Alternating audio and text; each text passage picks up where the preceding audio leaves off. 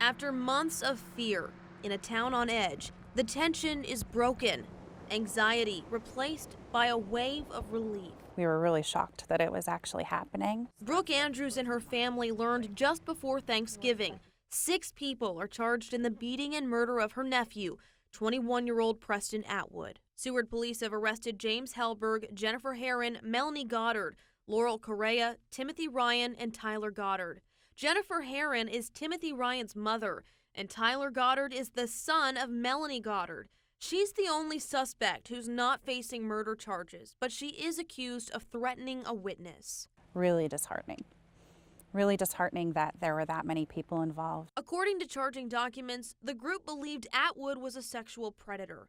Days before the murder, Timothy Ryan messaged Tyler Goddard saying, "Daddy is going to teach this boy a lesson."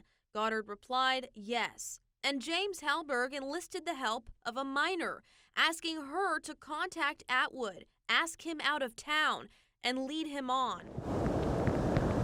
When that didn't work, Laurel Correa allegedly invited Atwood to hang out and drove him to 4th of July Beach on August 25th, where the others would meet them.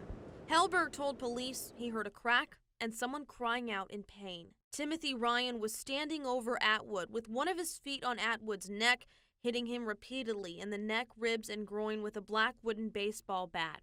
Hellberg said Ryan wouldn't stop.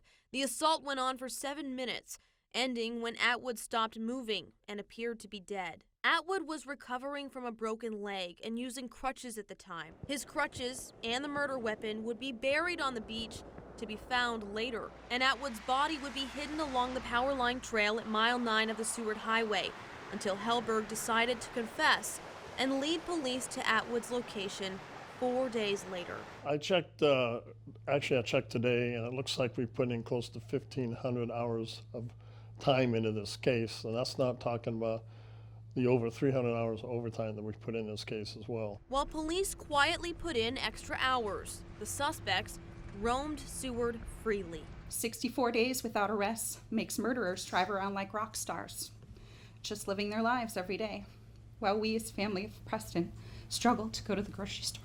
Anger spread almost as quickly as the rumors, reaching a fever pitch with a public cry for justice. There are murders among us. The investigation includes a confession from Hellberg, the suspect's internet searches and online communications from days before and after the murder, and cell phone location data. Seward Police Chief Tom Clemens points to the mountain of evidence as the reason for delaying arrests. Our United States Constitution guarantees a right to a speedy trial, and in the state of Alaska, we have 120 days to get someone to court once we place you under arrest.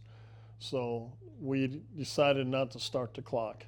We knew there'd be hours and hours of investigation to get all the facts straight so we have a good, solid, perfect case, which is now what we have.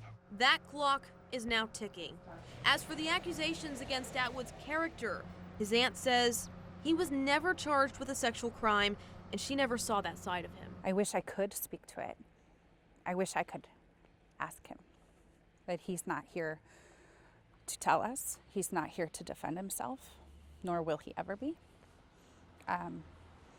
We'll never know. What they do know now is what it's like to celebrate a holiday without a loved one. Preston's birthday is Christmas Eve, so it's going to be hard. Preston Atwood isn't coming back, a harsh reality that's still sinking in. It's going to be hard. Daniella Rivera, KTVA 11 News. We are very fortunate.